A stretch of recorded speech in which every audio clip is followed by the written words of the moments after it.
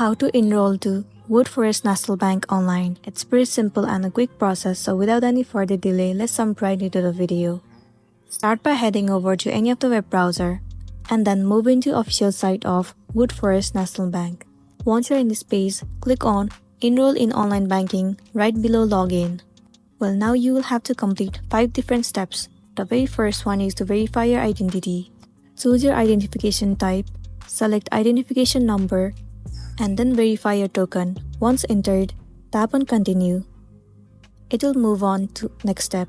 Read the agreement and then tap on I accept. Once done, select on Yes, I'd like to enroll.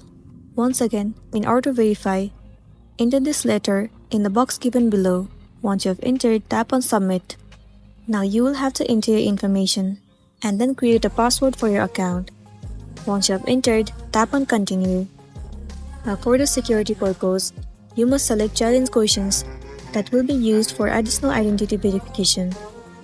Once you have selected and entered the answer, click on Continue. And there you go, your Woodforest National Bank account has been created successfully.